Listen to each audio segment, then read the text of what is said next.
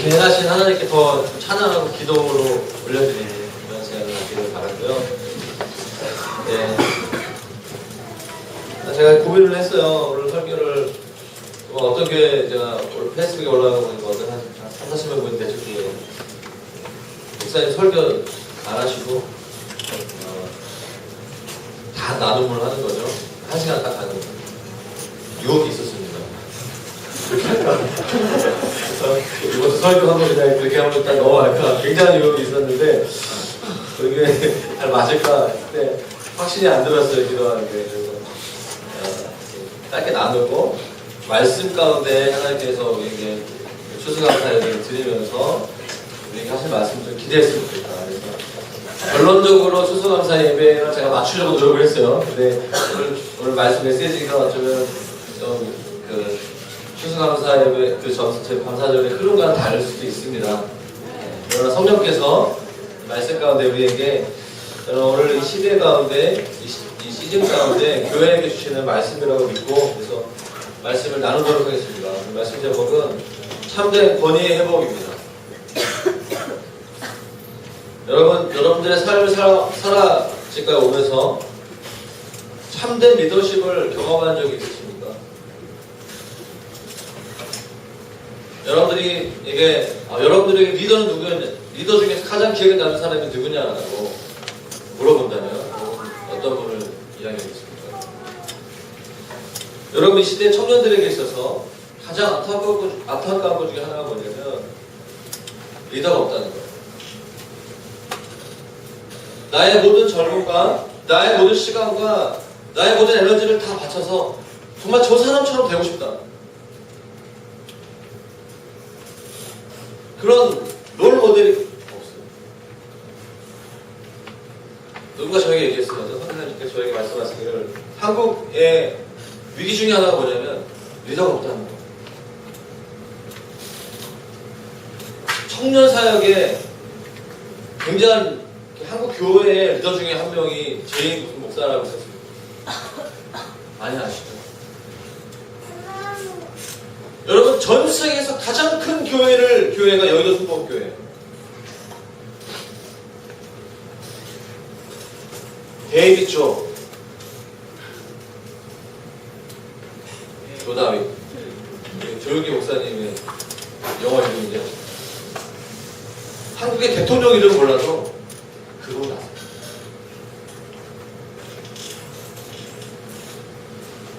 여러분들의 일터의 영역에 있어서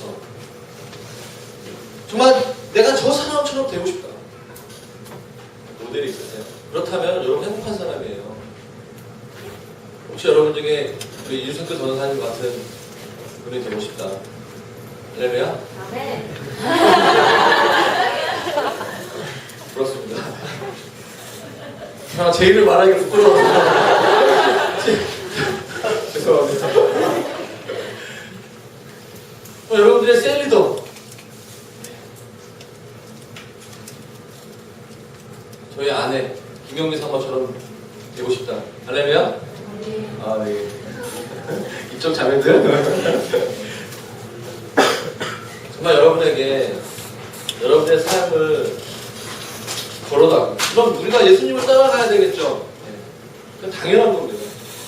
우리의 눈에 보이는 역사 속에 있었던 지금 현재 우리와 동시대에 살아가는 이 땅에 그런 리더가 있다면 아마 그렇게 우울하지 않을 것 같아요. 삶을 살다가 지치고 힘들 때마다 다시 용기를 내고 일어날 수 있지 않을까 그런 생각을 하게 됩니다. 오늘 본문 말씀을 보면 두 가지 유형의 리더가 나옵니다. 저는 상징적으로 봤을 때 사울 그는 자기 몰두적인 리더였다. 자기 생각과 자기 계획과 자기 목표에만 몰두되어 있던 리더가 아닌가 생각이 들었고 또 그의 아들이었던 요나단은 굉장히 능력이 있고 합리적인 사람이었지만 효율성만을 추구하는 그런 리더가 아니었나라는 생각이 듭니다. 오늘 리더십에 대한 얘기를 하고자 하는데요. 특별히 오늘 성경의 본문에 나와 있는 두 가지 유형의 리더십들을 보면서 말씀을 먼저 나누기를 원합니다. 본문이 길어서요. 먼저 이렇게 좀 다 읽고 시간이 많이 갈까봐 제가 중간중간 같이 말씀을 읽으면서 나누도록 하겠습니다. 우리 24절 말씀, 사무엘상 14장 24절 말씀 같이 읽도록 하겠습니다. 시작. 이날에 이는 사울이 백성에게 맹세시켜 경계하여 이르기를 저녁 내가 내 원수에게 보복하는 때까지 아무 음식물이든지 먹는 사람은 저주를 받을지어다 하였습니다. 그러므로 모든 사람이 음식물을 맛보지 못하고 그날에 이스라엘 백성들이 피곤하였다라고 얘기하고 있습니다. 다른 번역으로 보면 배가 고팠다라고 얘기하고 있습니다. 피곤하고 배가 고픈 상황이죠. 1절에서 우리 사무엘상 14장 1절에서 23절까지의 말씀을 보면 간단하게 말씀드리면 사울왕의 아들이었던 요나단이 자신의 무기를 드는 사람 한 명과 하나의 몸종과 둘이서 블레셋 적군으로 들어가는 거예요. 하나님께 기도합니다. 하나님 그들이 우리에게 야 거기 숨어있는 애들 나와라 그러면 하나님께서 우리의 이 전투 가운데 축복하시고 우리에게 승리를 주시는 것을 믿으면서 그렇게 기도하고 있는데 그들이 야 나와라 나와봐라 그 말을 듣고 하나님께서 우리 전투를 함께 하신다는 것을 믿고 싸우러 나가게 돼요. 두 명이 지난주에 설교했던 거 몇만 명 앞에서 나아가는 거죠. 참 놀라운 건 하나님께서 그들에게 기름 부으신 거예요. 그래서 요나단과 그 무기를 드는 자가 그 전투를 갔을 때 그 하나님의 영이 그 가운데 임하셔서 그 백성들이 막 혼비 백성들 자기들끼리 서로 싸우고 치고받고 하는 그런 상황 가운데 그 말씀이 그 23절까지의 말씀이 그것을 본 사울과 600명의 그 군사들이 이제 다시 싸우러 가야 되겠다. 그런 상황 가운데 있는 거죠. 백성들이 하루 종일 전쟁을 치는 상황 가운데 있는 것입니다. 그래서 블레셋 군대들이 자신들끼리 전투할 뿐만 아니라 그 적군의 그 블레셋에 가담했던 이스라엘 백성들 다시 정신을 똑바로 차리면서 다시 이제 합류하게 되고 어쨌든 전쟁에서 승리하는 분위기였던 것이죠. 그런데 육신은 굉장히 피곤하고 배가 고픈 상황이었습니다. 등장인물은 600명의 군인들 그리고 사울왕 그를 따랐던 사울왕 그들의 리더였던 사울왕. 근데 사울이 어떤 아침에 백성들에게 맹세를 시킨 거예요. 강제로 조약을 한 거죠. 뭐죠? 저녁 곧 내가 내 원수에게 보복하는 때까지 아무 음식물이든지 먹는 사람은 뭐죠? 저주를 받을지어다. 그래서 모든 백성이 강제로 금식하게 되는 상황인 것입니다. 여러분 그 당시 오늘날도 그럴 수 있겠지만 그 당시 이스라엘 백성들이 금식하는 목적은 딱 한 가지였어요. 하나님께 거룩하게 되기 위해서, 정결하게 되기 위해서. 전쟁에 나가기 전에 금식을 하였습니다. 이 전쟁 가운데 우리가 하나님 앞에 정결함으로 이 전투에 나가기를 원합니다. 라는 목적으로 전쟁에 나가기 전에는 금식을 보통 하였어요. 그런데 강력한 전투 중에 전쟁 가운데 금식을 요구하는 것은 장수가 해야 될 일이 아니에요. 그렇죠. 상식적으로 전쟁이 났는데 야 오늘부터 저녁까지 아침부터 밥 먹지 마라. 이해할 수 없는 일인 것입니다. 비상식적인 일이고 전혀 정결케 되는데 도움이 안 돼요. 전투에 나가는데 금식하라는 것은 도움이 되지 않는 상황인 것이에요. 그것도 사울이 전쟁 중에 승리하고 있는데 금식을 강조하는 것은 하나님께 정결하기 위한 것이 아니라 자기 자신의 자기 개인적인 복수를 위한 것이었어요. 자기 혈기, 자기 계획인 것이죠. 오늘 26절 말씀을 보면요. 25절 말씀에 그들이 다 숲풀에 왜 숲풀에 들어가? 그 숲풀 사이에 숨어있는 적군을 찾기 위해서 금식한 채로 숲풀에 들어갔는데 마침 그때 이 상황을 보면 땅에 꿀이 있었어요. 꿀. 여러분 그 중동적인 꿀이 진짜 맛있습니다. 이란 갔을 때 꿀을 먹었는데 진짜 이란 꿀이 장난이 아니에요. 이집트 꼴 이란보다 못해요. 이스라엘 제가 갈 목적이 있는데 이스라엘 가면 꿀을 한번 맛보고 싶어요. 얼마나 맛있을까. 중동적인 꿀이 그렇게 맛이 있다고. 26절 말씀에 백성이 숲으로 들어갈 때 꿀이 흐르는 것을 봤는데 뭐죠? 그들이 한번 읽어볼까요? 그들이 시작. 맹세를 두려워하여 손을 그 입에 대는 자가 없었어요. 두려워하는 동그라는 꿀을 흐르는 걸 보여. 야, 여러분 꿀이 얼마나 이렇게 꿀이 흘러와. 벌꿀이 근데 그들이 사울 왕가의 그 리더와의 맹세를 뭐죠? 두려워한 거예요. 두려움. 이 두려움이 자신의 그 배고픔을 이기는 거죠. 굉장한 두려움이에요. 배고픈 이 욕구를요 참기가 그렇게 쉽지 않습니다. 저만 그래요? 나만 그런가 보네. 야식의 욕구. 예. 엄청난 여러분들이 그 수능을 봤어. 여러분 인생에서 가장 중요한 시험을 봤어요. 시험 끝나면 정신적으로도 피곤하고 육체적으로 피곤하잖아요. 아침부터 눈 먹고 막 저녁까지 시험 끝났어요. 그때 우리가 먹어야죠. 근데 엄마가 야 수능 끝났으니까 금식이야 오늘. 너 수능 점수 채점하고 나서 점수가 오를 때까지 너 금식이야. 완전히 승리할 때까지. 웬만하면 그런 어머니가 없겠지만 그런 어머니 말 무시하고 몰래 가서 먹던가 할 거거든요. 근데 오늘 본문에 나와야 될 이 백성들의 상황은 뭐죠?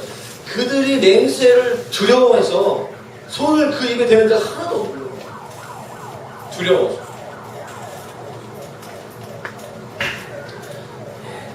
모두가 먹고 싶은데 600명의 마음은 똑같아요. 배가 고파. 저 흐르는 걸 한 번만에 먹으면 참 좋겠다. 오직 그 생각밖에 없는 거죠. 그런데 아무도 먹지 못하는 상황인 것이죠. 오늘 본문에 나오는 사울의 리더십을 좀 보기로 하는데요. 사울이 백성들을, 그 군인들을, 자기의 팔로워들을 순종하게 만드는 힘은 두려움이었어요. 그의 영향력의, 그의 권위의 기초는 두려움이었어요. 두렵게 하는 거예요. 그가 백성들로부터, 군인들로부터, 팔로워들로부터 받은 리더십의 기초가 바로 두려움이라는 것이죠. 사랑하는 여러분, 두려움은 진정한 리더십의 기초가 될 수 없습니다. 두려움을 조장하여서 영향력을 행사하는 조직은 사단적인 문화를 이 땅에 세우는 것이에요. 여러분들이 있는 그 일터에, 여러분들이 날마다 거하는 그곳에 두려움으로 그 조직에 충성하게 만드는 그 문화, 그 조직의 문화는 사단적인 문화라는 거예요. 킹덤 문화가 아니라는 거예요. 할렐루야? 아무도 하나님은 우리가 문화를 변화시키라고 말씀하셨어요. 이 땅에서 힘과 권력으로 두려움을 조장하는 문화를 하나님은 변화시키라고 우리에게 말씀하셨습니다. 우리가 하나님 나라의 리더가 되기 위해서는 두려움을 정복해야 돼요. 두려움에 의해서 우리가 그 리더십에 순종하면 안 되는 거예요. 믿습니까? 사람을 움직이는 영향력은 결코 두려움이 될 수 없다는 거예요. 반대로 말하면 우리는 두려움에 의해서 움직이는 존재가 아니라는 거예요. 여러분 당당하십시오. 사장님이 두렵기 때문에 회사에 있는 것은 하나님 원하는 게 아니에요. 하나님께서 말씀하셨기 때문에 그 회사에 있는 줄을 믿습니다. 설사 잘린다 할지라도 주님께서 다른 길로 인도하시려 저는 믿어요. 하나님은 우리가 두려움에 의해서 움직이지 않기로 하세요. 여러분 사울 한번 보십시오. 사울은 자기 생각에 집중하고 있는 리더였어요. 뭐죠? 완벽한 승리. 즉 블레셋 그 군인을 완전히 진멸시키는 것에만 집중하고 있는 리더였어요. 완전한 승리. 그것에만 집중하고 있는 거죠. 그래서 그것을 이루기 위해서 백성들에게, 자기를 따르는 팔로워 600명들에게 강한 압박과 맹세를 받아내는 거예요. 맹세를 받아내는 거죠. 절대 완전히 승리하기 전까지는 너 먹을 수 없다. 네가 오늘 배고픔을 해결하기 위해서는 쳐서 죽여서 완전히 이겨야 된다. 압박하는 거예요. 그리고 그들에게 밥을 먹이는 시간이 아까웠던 것이죠. 그 시간에 더 열심히 일을 해서 전쟁을 치러서 자신이 원하는 목적을 이루고 싶었던 것이죠. 우리가 살아가는 이 세상에는 이런 리더들이 너무나 많습니다. 너무나 많아요. 자신이 원하는 목적을 이루기 위해서 팔로워들을 희생시키는 거죠. 자기가 원하는 목적을 위해서 두려움을 조장하는 거죠. 너 똑바로 일하지 않으면 너 잘라버린다. 너 성과를 그렇게 내지 않으면 너는 잘릴 줄 알아. 뭐 이런 식의 메시지를 계속적으로 압박으로 무언으로 그런 문화를 창출하는 거죠. 그런 리더 중에 한 명이 바로 사울이었어요. 오늘 이 본문에 나와 있는 사울. 두 번째로 또 다른 리더의 모습을 보기로 합니다. 27절 말씀인데 한번 읽어볼까요? 시작. 요나단은 그의 아버지가 백성에게 맹세하여 명령할 때 듣지 못하였으므로 손에 가진 지팡이 끝을 내밀어 벌집에 꿀을 찢고 그의 손을 들어 입에 대며 눈이 밝아졌다. 1절에서 오늘 본문의 1절에서 14절 사무엘상 14장 말씀을 보면요. 요나단이 무기 드는 자와 함께 전쟁터로 나갔기 때문에 사울 왕이 아버지였던 사울 왕의 그 군대들에게 한 그 맹세를 듣지 못했던 상황인 거죠. 그런데 이 전쟁의 승리의 주인공이 바로 요나단이었어요. 혼자서 적군에 들어가서 싸운 용감한 전사였습니다. 의기양양했어요. 백성들에게 돌아가는데 백성들이 좀 이상해. 군인들이 이상해. 되게 힘이 없어. 메갈이 없어. 근데 꿀을 만났어. 꿀을 봤어. 흘러내리는 꿀이야. 나 안 먹어. 쟤네 왜 저러지? 쟤네 다이어트 하나? 이상하네, 쟤네들. 요나단이 손에 가진 지팡이 끝을 내밀어 벌집에 꿀을 찢고 그 손을 되게 참 재밌어요. 그의 손을 돌려 입에 대니까 뭐죠? 눈이 밝아져요. 엄청난 꿀이에요. 나 이걸 꼭 먹고 싶어. 엄청난 꿀이에요. 꿀을 먹는 눈이. 여러분 이게 제가 그 작년에 그 다이어트를 시작하는 저는 계속 다이어트 중이세요? 죽을 때까지 다이어트 계속 합니다. 잘 됐다 안 됐다 이렇게 되는데 그 믹스 커피를 제가 한 20년 동안 따로 추정했어요. 그래서 다방 커피 소위 말하는 사실은 알고 보니 그게 설탕 커피죠. 믹스의 한 4분의 3이 설탕이에요. 거의 되고. 근데 그게 뱃살의 주범이다라는 제가 알게 됐어요. 믿음을 선포했습니다. 나는 이제 아메리카노 원두커피가 아니라 아메리카노 먹겠다. 처음에 3개월은 커피가 아닌 것 같아. 너무 써. 그러나 한번 노력해봐야지. 3개월이 지나 커피 믹스를 안 먹고 3개월이 지났어요. 어느 순간인가 커피를 먹는데 마치 오늘 본문처럼 눈이 밝아지는 거예요. 제가 드디어 회심하게 됐어요. 커피의 세계로 입문하게 된 거예요. 그 뒤부터는 믹스 커피를 어쩔 수 없이 먹게 돼도 뭔가 마음의 차지감. 이미 유적 전사님은 저보다 한 단계 앞서갔어. 제가 아메리카노에 입문할 때 투샷을 추가하는 하나는 약해 이미. 정말 너무 대단해 보였어요. 근데 제가 지금은 가끔 샷 추가요. 마치 2차를 외치는 것 같은 직장인들이 그런 쾌감이 있어요. 아, 투샷을 추가하면 더 눈이 맑아지는구나. 설교하기 전에 아메리카노를 먹으면 내가 정신이 맑아지는구나. 그걸 제가 깨달은 그 비밀을 알게 된 거예요. 알려면 아는 사람들 이거 아니야. 농담 반 중담 반. 백성들이 얘기하는 거죠. 눈이 밝아진 그 요나단을 보면서 28절 말씀에 큰일 났습니다. 당신이 당신의 아버지의 명령을 어겼습니다. 백성이 알려주는 거죠. 28절 말씀 읽어볼까요? 시작. 그때 백성 중 한 사람이 말하였는데 당신의 부친이 오늘 음식물을 먹는 사람은 저주를 받으리라 하나이다. 그러므로 백성이 기뻐하였나이다. 우리가 이거 아무 꿀을 실어서 우리가 다이어트 했는 게 아니라 당신의 아버지, 우리의 왕이 오늘 아침 명령을 했는데 맹세를 했는데 우리 먹으라. 어음이 말씀하셨습니다.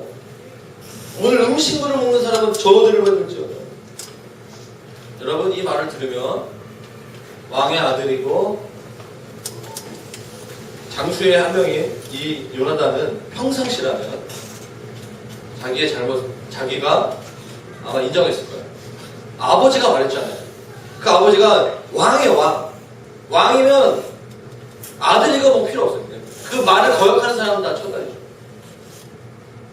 평상시에 요나단이라면 잘못을 인정하고 겸손하게 돌이켰을 것입니다.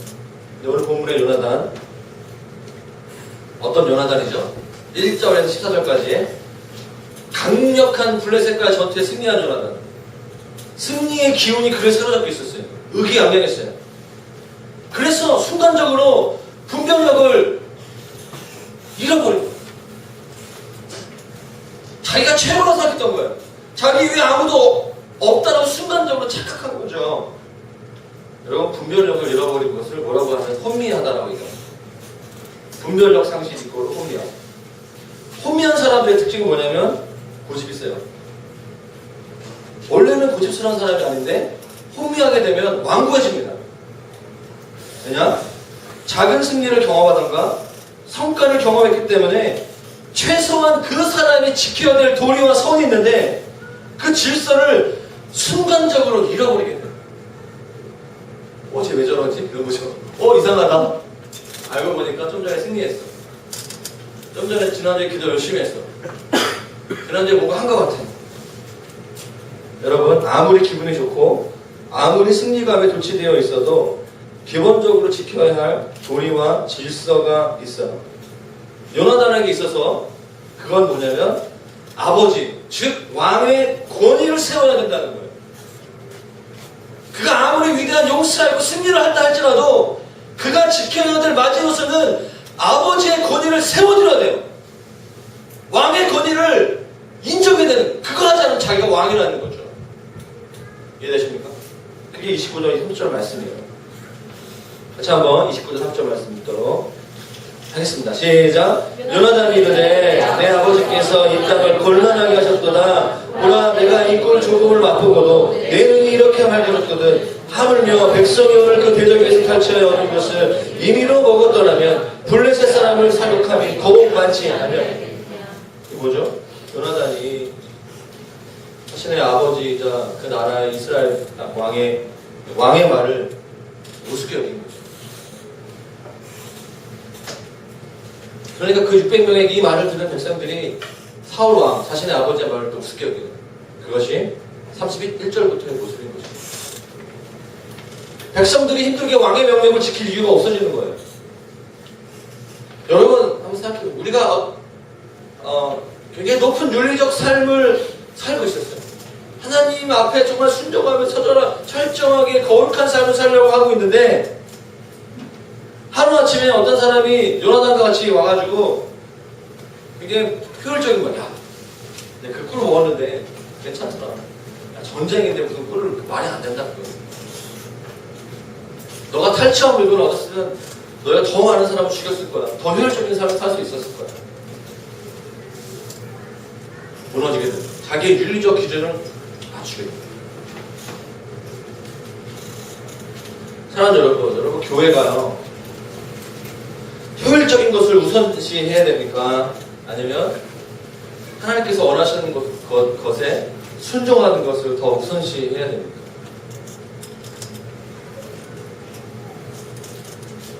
교회가 하나님의 공동체인 것과 비즈니스 공동체와 차이점인 것입니다. 교회가 만약 모든 것을 결정할 때에 효율적인 것을만을 먼저 추구한다면 그것은 비즈니스. 그러나 교회가 하나님의 말씀에 순종하는 것을 더 먼저 둔다면 하나님의 공동체가 되는 거예요.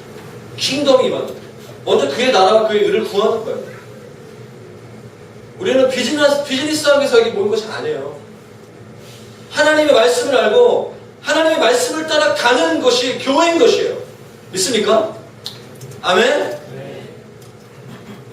명확하게 하셔야 됩니다. 우리가 어떤 일을 할 때 팀사역을 하고 셀을 운영하고 어떤 것을 할 때 우리가 오직 효율성만 추구한다면 그것은 비즈니스 아니에요. 하나님께서 원하시는 것을 순종하는 것이 그리스도인이고 교회의 본질인 줄 믿습니다. 요나단이 그 그걸 완전히 흩어버리는 거예요. 자기가 볼 때는 잘못한 거예요. 자기가 봤을 때는 안 맞는 거죠. 효율적으로 봤을 때 안 맞는 거예요. 제가 합리적인 거, 효율성이 필요 없다는 얘기가 아니에요. 우리가 그것만을 말하고 추구할 때 우리의 진정한 왕이신 하나님을 기억하고 그분을 존중하고 그분을 높여드리는 삶을 살 수 없다는 얘기죠. 자본주의 시스템이 지배하고 있는 이 땅 가운데 돈과 효율성만 추구한다면 교회의 본질을 잃어버리게 된다는 거예요. 다음 달에 이 교회 리더를 세운 일들을 하게 될 것입니다. 그 사람은 사회에서 직장이라든가 여러 가지 모습이 부족할 수 있어요. 그러나 그의 삶이 정말 하나님 말씀을 따라가고 하나님 말씀 앞에 순종하는 사람을 하면 그 사람은 교회의 리더가 될 수 있다고 저는 믿습니다. 아멘?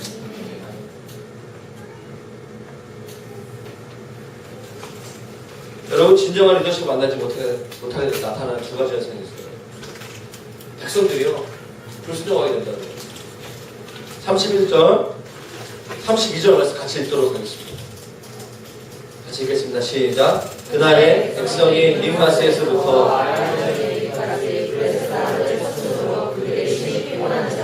백성이 이에 발치한 물건에 달려가서 양과 소와 송아지들을 끌어다가 31절은 그들이 심히 피곤한 상태인 거죠.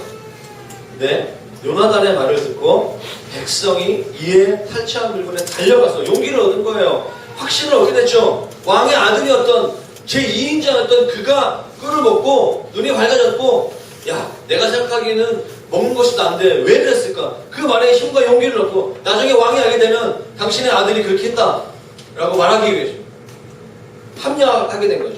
알게 된 것이죠. 그래서 왕의 말을 듣지 않게 되는 거죠. 거역으로 이어지게 되는 것이죠. 여러분, 사울과 요나단 같은 리더 밑에서는 거역하고 불순종하는 리더들, 팔로워들이 나오게 됩니다. 여러분, 성경에 마귀, 사단은 예수 믿는 성도들을 유혹하는 존재로 표현되고 있습니다. 거짓의 압이라고 얘기해요. 거짓말 중에 거짓말쟁이. 여러분, 우리가 왜 사단의 유혹에 넘어가게 될까요? 사단의 목적은 유혹 자체에 있지 않습니다. 유혹 자체가 사단이 아니에요. 유혹에 넘어가는 것이 마귀의 목적인 거예요. 더 나아가서 유혹에 넘어가서 죄 가운데 넘어지는 것이 목적인 거예요.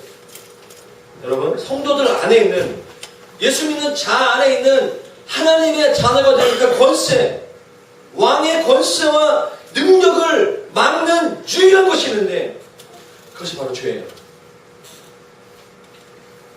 우리가 가는 곳곳마다 하나님 나라가 세워지고 킹덤이 세워지고 그 문화가 바뀌고 두려움에 순종한 문화가 아니라 하나님 나라가 세워지는 거예요.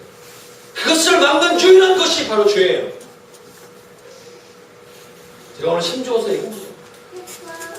유혹 자체와 영적 공격 자체가 우리를 넘어뜨리는 것이 아니라 그런 유혹과 그런 영적인 공격에 넘어지게 될 때 우리가 죄를 짓게 되고 그 죄를 통해서 마귀가 합법적으로 사단이 우리 안에 들어와 역사할 수 있는 그 빌미를 제공하는 거예요. 그것을 우리는 무서워해야 됩니다. 그래서 우리의 문이 열리지 않도록, 죄의 문이 열리지 않도록 우리는 유혹을 뿌리쳐야 됩니다. 유혹 자체가 힘 있는 것이 아니라 그것의 죄로 넘어지게 되면 사단이 우리에게 들락날락하는 거예요. 예수 믿는데 저는 귀신 들릴 수 있다 생각합니다. 이 문제가 해결되지 않아요. 예수 믿는데 혼미한 거예요. 예수 믿는데 두려워하는 거예요. 예수 믿는데 믿음이 없는 거죠. 왜냐? 그가 유혹의 그 문을 열어놨기 때문에 들락날락하는 거예요. 이 사람이 하나님의 형상이 있는지 아닌지 분별이 안 되는 거죠. 죄를 졌는데 회개하지 않은 상태 가운데 오랫동안 방치한 거죠. 양심이 화인받은 거예요. 주님의 말씀과 주님의 임재가 들어갈 수 없다는 것이죠. 오늘 본문을 보십시오.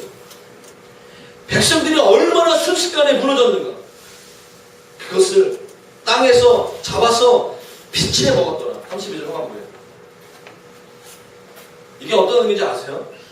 탈취한 물건 달려가서 양과 소와 송아지를 끌어다가 그냥 간 거, 날것으로 먹은 거예요. 정신없이 개걸스럽게 먹은 거예요.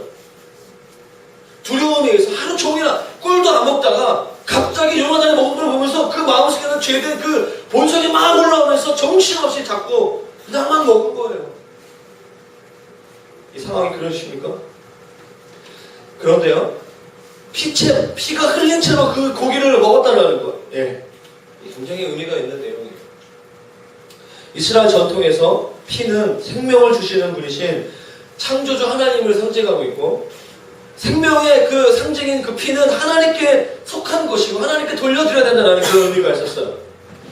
그래서 이스라엘 백성들에게 있어서 고기를 먹을 때 피가 이게 묻어있는 채 먹는 것은 금지가 돼요. 지금도 유대인들은 피채 고기를 먹지 않습니다. 레위기 19장 26절 말씀을 보면 주님께서 분명하게 말씀하셨습니다. 고기를 먹을 때 피채 먹지 말라.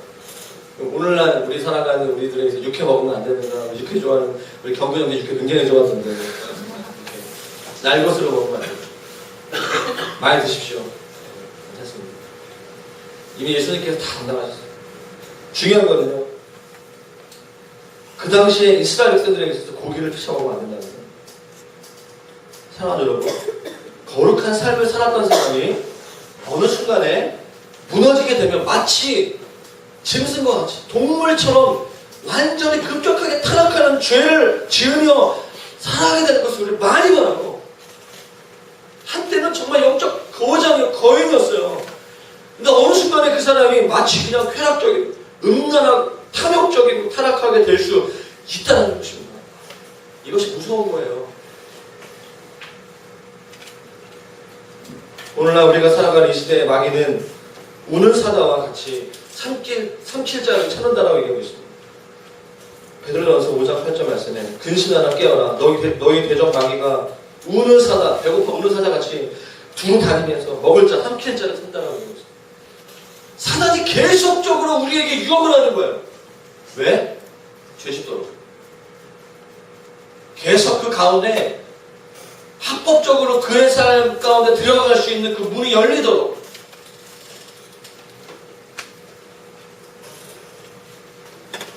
진정한 리더십을 만나지 못하니까 백성들의 삶에 방종과 불순과 거역이 만연되게 됩니다. 더 나아가서 공동체에 만연되고 있는 불질서.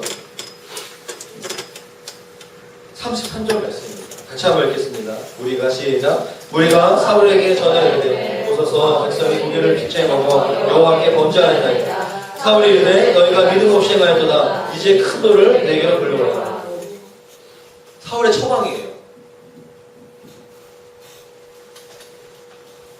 이것 좀 잘 보셔야 됩니다. 우리가 사울에게 말하죠. 어떤 사람이 고기를 먹지 않은 사람일 수도 있는데 어떤 사람이 보소서 백성들이 고기를 피채 먹었습니다. 여호와께 범죄했습니다. 그리고 왕께서 당신께서 오늘 아침 명했던 음식을 먹지 말라고 금식하라고 했던 것들을 어겼습니다. 사울이 얘기하죠. 너희가 믿음 없이 행하였도다. 이제 뭐죠? 큰 돌을 내게로 굴려와라. 이게 뭐예요? 갑자기 생뚱하게. 큰 돌을 내게 굴려라. 그리고 34절 말씀 볼까요? 또 사울이 이르되 너희는 백성 중에 터져 다니며 그들에게 이르기를 사람은 각기 소와 양을 이리로 끌어다가 여기서 잡아보라. 큰 돌 위에서 잡아보라. 큰 돌. 얼마나 큰 돌인지 모르겠어요. 여호와께 범죄하지 말라 하매 그 밤에 모든 백성이 각각 자기의 손을 끌어다 거기서 잡는 돌 위에서 잡는 거예요. 그곳은 돌이에요. 여러분 잠깐 얘기했죠. 피는 생명을 상징하고 그 피를 그래서 주님께 예배 드릴 때 희생제사를 드릴 때 그 번제단 앞에 번제단 있잖아요. 그 예물을 드릴 때 거기 앞에 피를 이렇게 피가 땅에 떨어지는 것을 막기 하는 그릇이 있었어요. 그 피가 다 떨어진 다음에 고기를 태우던가 고기를 먹게 되는 것이죠. 사울의 생각을 보십시오. 돌 위에서 고기를 잡으라는 거예요. 피가 땅에 떨어지지 않도록. 사울은 피가 땅에 땅에 들어가는 것을 막기 위하여 나름대로의 신학을 가지고 그 위기를 극복하려고 했던 것이죠. 다시 말하면 큰 돌을 가지고 와서 여기 위해서는 잡아먹어도 된다. 왜냐면 땅에 피가 들어가지 않아요. 말이 안 되는 논리죠? 이해되세요? 네. 말이 안 되는 신학적 논리를 가지고 이걸 해결한 거예요. 돌 위에 피가 떨어졌으니까 땅에 피가 들어가지 않으니까 이거는 날 것으로 먹어도 된다. 이런 거 아니에요. 말도 안 되는 얘기죠, 사실은. 그래서 그날 밤에 백성들이 손을 잡고 날것으로 피채 정신없이 먹는 모습. 완전히 질서가 없는 거야, 지금 상황이. 여러분 이 부분을 좀 이해하시기를 바랍니다. 제가 말씀 묵상하면서 리더의 회개가 얼마나 중요한가. 사울 자신이 만약에 회개하고 돌이켰다면 간단하게 끝날 수 있는 문제였어요. 나의 욕심, 나의 분노, 나의 복수심을 절제하지 못해서 전쟁 중에 여러분들에게 내가 금식을 선포했습니다. 내가 오버했습니다. 내가 무리한 요구를 한 것 같아요. 너희가 범죄한 것은 나의 잘못이니까 내가 대신 회개한다. 편안하게 너희 음식 먹고 꿀 먹던가 대신 고기를 하나님께서 말씀하셨기 때문에 피채 먹지 말고 먹고 다시 전쟁하자. 야, 군용식량 가져와라. 내가 회개한다. 내가 책임지겠다. 여러분 그렇게 했으면 문제가 간단한 문제예요. 어떻게 보면. 그렇죠? 백성들은 잘못이 없어요. 여러분 리더가 잘못을 인정하고 돌이킬 수 있다면 이스라엘 백성들 공동체에게 하나님의 공의와 질서가 바로 잡혔을 것입니다. 그런데 하나님 나라의 상징인 이스라엘 그리고 하나님 나라의 군대들이 이제 어떠한 질서과 규칙도 없는 거예요. 완전 콧가루 된 거예요. 하나님의 원리, 하나님의 말씀과 상관없이 그냥 그 상황 가운데 그냥 지나가는 거죠.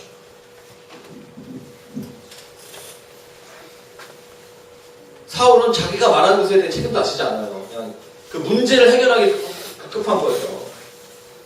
자기가 음식을 먹으면 다 죽인다고 했는데 백성들이 피채 먹으니까 다 죽이지도 못하고 그런 말도 못하고 큰 돌을 가져오라고 이런 해결책을 짓는 말하는 그 리더의 모습을 보면서 마음이 너무 아팠어요. 지금 말씀드리니까 저를 돌아보게 됐고 한국 교회와 이 대한민국 땅 가운데 있는 유교주의적 사고방식, 군대 문화, 남자들 안에 있는 그 군대 문화와 이분법적인 사고방식 너무 많이 본다. 참가 완전히 중간이 없어요. 우리나라 땅에 산다는 것은. 이 땅을 돌아보게 되면서 회개하는 마음이 들었습니다. 그래서 결론적으로 우리 36절부터 45절까지 말씀을 좀 보면서 말씀 내도록 하겠는데요.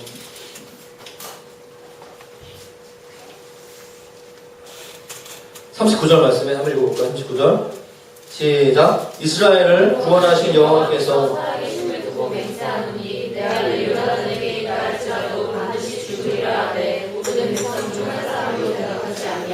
사울은 맹세를 잘해요. 맹세. 내 아들이라 할지라도 죽으리라.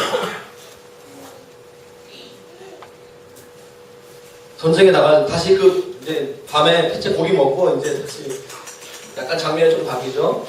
전쟁은 다시 마지막 전쟁을 치르러 가는데 제사장이 왔는데 주님의 그 인도하심이 없어요. 그래서 사울이 문제가 있다. 그래서 맹세하면서 내 아들이라도 죽는다. 백성들이 마음대로 하세요. 백성들이 이미 알고 있었어요. 자신의 아들, 그 왕의 아들이 지금 잘못했다는 걸 알고 있어요. 왜 저러실까 생각하고 있는 거예요. 41절 말씀에 사울이 이스라엘 하나님 여호와께 아뢰되 원하건대 실상을 보여주소서. 되게 중요한 거예요. 실제를 문제의 원인을 보여주십시오. 요나단과 사울이 뽑히고 백성은 면한지라. 여러분 이쯤에서 주님이 알려주신 거예요. 자기는 아니잖아. 그럼 요나단 아닐까요? 원하건대 실상 문제의 그 공동체의 그 기강이 해진 것이 자기의 아들의 그 말로 인한 것을 알았다면 여러분 아버지는 아들을 보호해야 될 책임이 있습니다. 42절 말씀. 근데 그가 사울이 이렇게 나와 내 아들 요나단 사이에 뽑으라. 아니 강직해요. 요나단이 뽑히니라. 여러분 이쯤에서는 사울이 자기가 아니라면 아들의 문제라는 걸 알고 있어야 되고 아들을 보호해줘야죠. 참 어이없는 43절 말씀 볼까요? 사울이 요나단에게 이르되 내가 해낼 것을 내게 말하라. 신문하는 거예요. 연하다니 말하여 이르되 내가 다만 내 손에 가진 지팡이 끝으로 꿀을 조금 맛보을 뿐인데 내가 죽을 수밖에 없습니다. 아버지 억울합니다. 그러나 아버지 사람이 갑자기 수정이 돼. 그때 혼미하게 떠나가서 이제 아까는 혼미했는데 지금 난 영리해지면서 그러나 내가 죽겠습니다. 아버지 말씀하세요. 여러분 잘 생각해 보십시오. 처음부터 애초에 그 전투가 사울이 금식을 명하지 않으면 이런 문제가 자신이 가장 사랑하는 아들을 죽이지 않아도 되는 상황이에요. 괜히 오버해가지고 굉장히 자기 의 때문에 분노해가지고 복수심에 불타가지고. 근데 사울이 굉장히 멋있는 표현을 쓰는데 되게 웃겨요. 44절 말씀 같이 한번 읽겠습니다. 시작. 사울이 이르되 요나단아 내가 반드시 죽으리라. 그렇지 않으면 하나님이 내게 벌을 내리시고 또 내리시기를 원하는. 이것만 보면 굉장히 공의로운 아빠야. 아들 너 필요 없어. 하나님 앞에 내가 맹세했기 때문에 반드시 지켜야 돼. 넌 죽어. 하나님과 나와 약속이기 때문에. 이 부분 보면 굉장히 사울이 공의로운 사람 같죠? 사울 왔다 갔다 해요.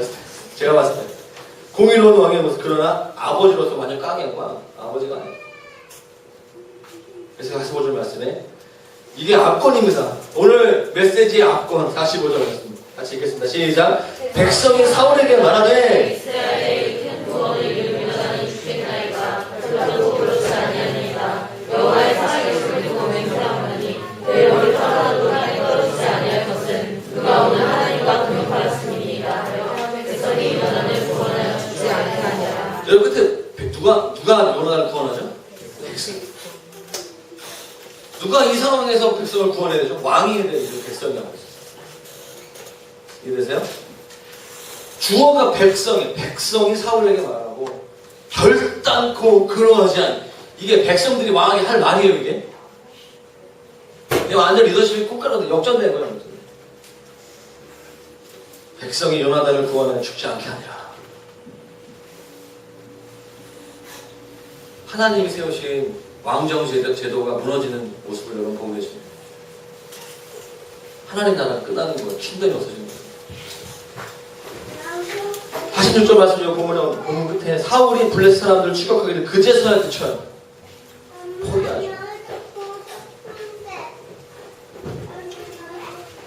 여러분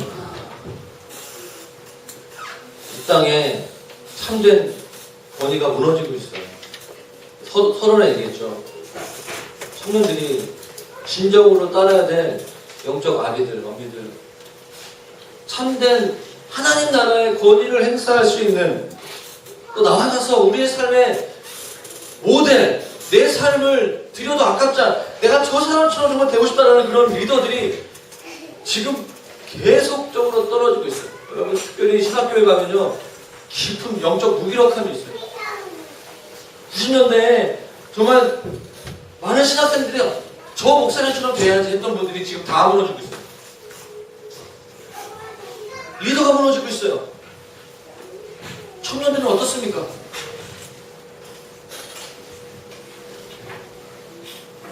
그래서 결국 교회에 대한 부정적인 이미지 일주일에 한 번씩 터지는 것 같아요. 교회의 이야기. 그 중에 핵심은 리더십의 어떤 어려움이죠. 리더들의 타락들.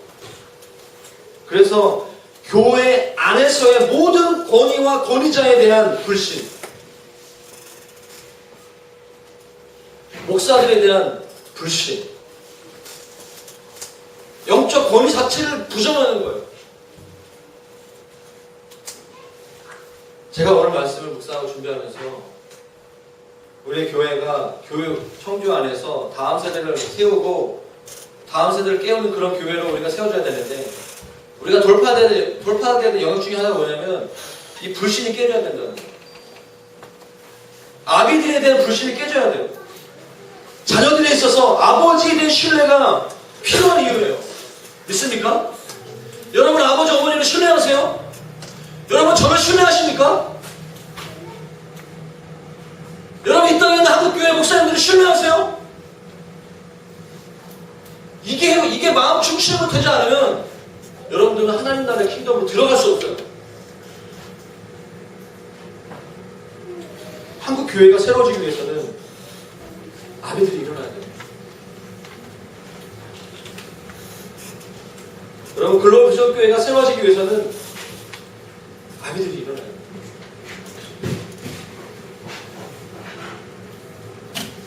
영적 리더들이 일어나야 됩니다. 여러분들 마음속에 나이와 상관없이 아비가 되기 원하시는 사람들을 위해서 한 사람이라도 좋습니다. 저는 그들에게 이 메시지를 전하고 싶어요. 세 가지의 영역이 있어요. 오늘 본문에 나와 있는 우리가 세 가지 영역을 다스려야 된다. 첫 번째, 분노를 다스려야 됩니다. 분노는 통제입니다. 통제를 내려놓고 자녀들을 신뢰해야 됩니다. 아버지가 자녀를 먼저 신뢰할 때 자녀들이 아버지를 신뢰할 수 있게 됩니다. 제가 날마다 하나님, 저희 교회 성도들을 제가 신뢰할 수 있도록 주님 도와주시고 제가 신뢰하겠습니다. 믿고 기다릴 수 있어야 되는 거예요. 아비가 되기 원하는 자들은 믿고 기다릴 수 있어야 돼요. 자녀들을 바라고 그랬어. 제가 소맥을 생각하니까 참 쉽진 않아요.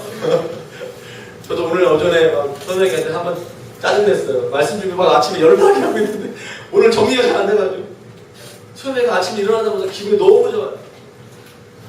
조용히 해, 제발. 부탁이야. 조용히 해.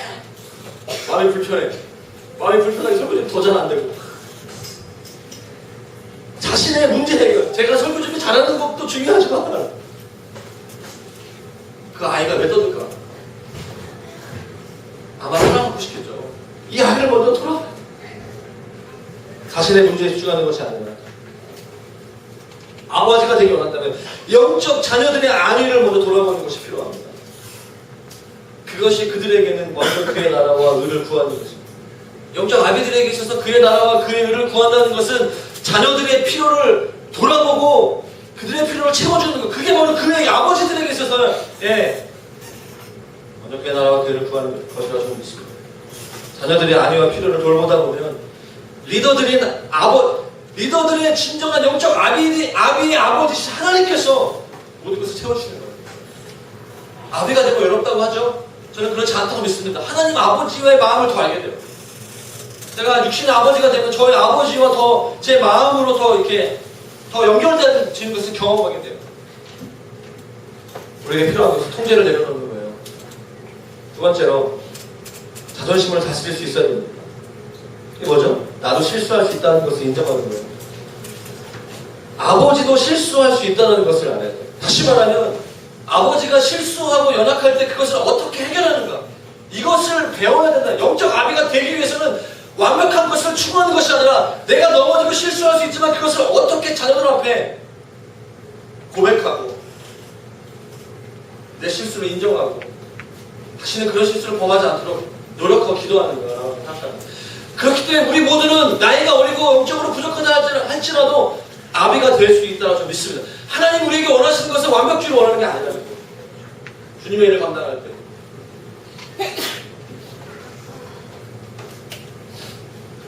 아버지니까 부끄러워요. 사실은 저도 실수하면 너무 부끄러워요.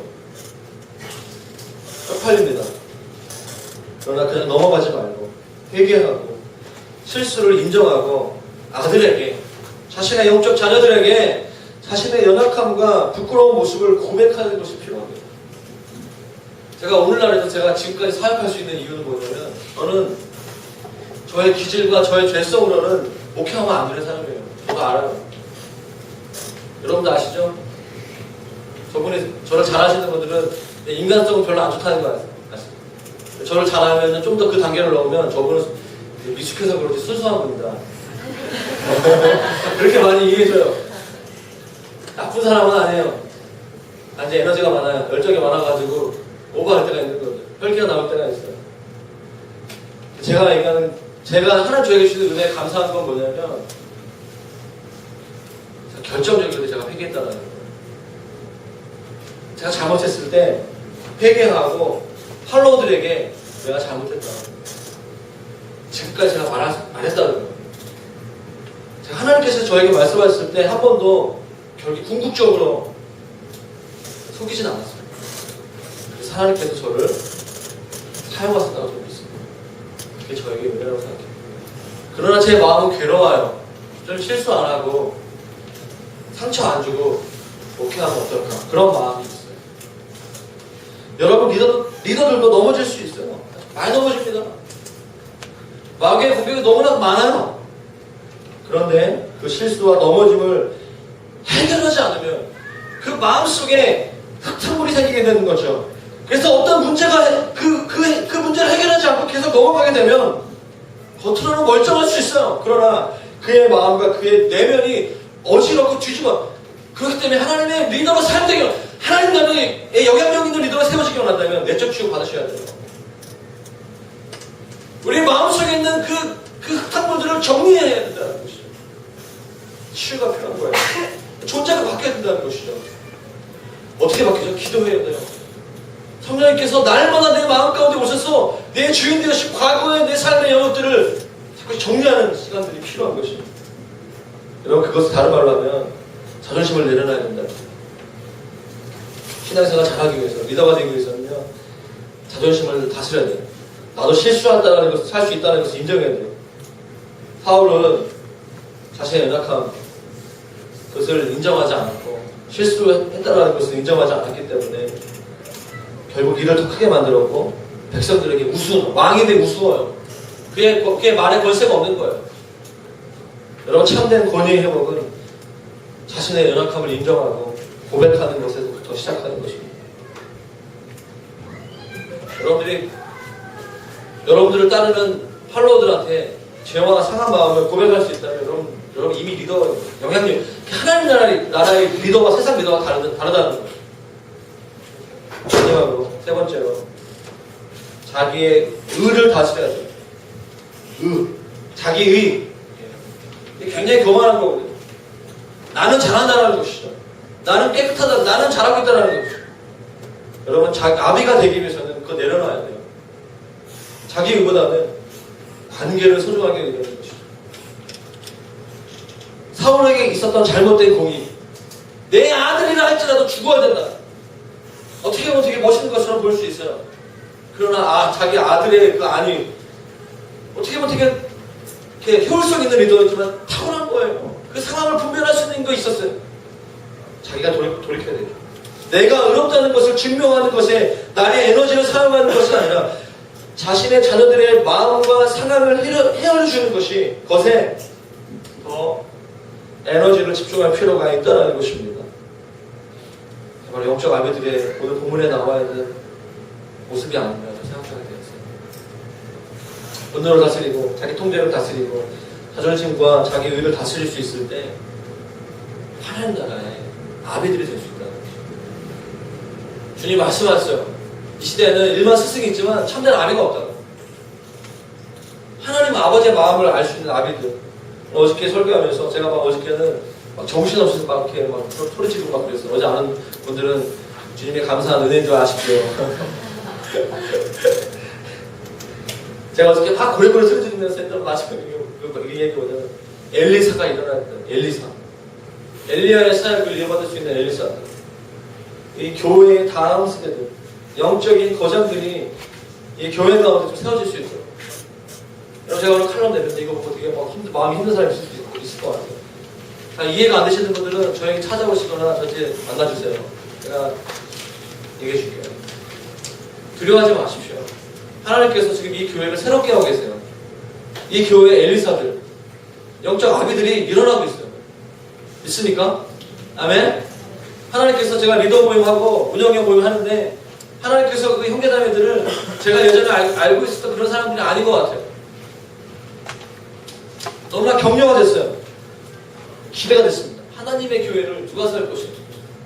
정말 이 교회가 이 땅 가운데, 이 도시 가운데 다음 세대를 세우고 엘리사를 세우고 영적 자녀고 청년이었지만 이 영적 나이가 어릴 수 있으나 영적 아비들로 일어나는 그것을 저는 정말 보고 싶어요. 그것이 2014년을 생각하면서 제 마음속에 가장 큰 기대이고 소망이고 기도 제목입니다. 여러분들이 다음 세대의 영적 아비들로 일어나시는 그런 추수감사 주일이 되시기를 축원합니다. 제가 여기 칼럼에 썼지만 감사한 것은 하나님께서 올해 저의 삶에 이 교회에 감사한 것은 리더들을 세우실 거예요. 성도들이 새로운 세가족들이 많이 왔지만 물론 감사하지만 이 교회에 리더들을 세우시는 하나님께 너무 감사해서 그들이 오늘 본문에 나와 있는 것처럼 그런 새로운 리더들이 될 수 있도록 사울과 요나단이 아닌 그런 리더가 될 수 있도록 같이 함께 여러분 자신과 교회를 위해서 기도하겠습니다. 같이 기도하겠습니다. 오늘 말씀 들으면서 생각하시면서 하나님께 감사하는 고백했는데요. 참된 권위 회복을 내 삶에 하나님의 통치와 하나님의 권위가 회복될 수 있도록 내가 어떤 리더가 되는 것을 이전에 내 삶에 그런 하나님의 다스림이 회복될 수 있도록 분노와 자존심과 자기 나아가서 영적 아비를 일어날 수 있도록 하나님이 교회에 세우신 아비들이 더 일어날 수 있도록 또 12월 달을 생각하면서 이렇게 같이 기도했으면 좋겠어요. 하나님 12월 달에 우리 교회가 좀 내년을 잘 준비할 수 있는 여러분 자신도 좀 같이 기도하면서 나아갈 때 하나님의 음성을 듣고 하나님의 마음을 헤아릴 수 있는 아비들이 일어날 수 있는 그것을 위해서 같이 통성으로 기도하고 마치도록 하겠습니다. 기도하겠습니다. 하나님 아버지 감사합니다. 하나님 오늘 말씀을 통하여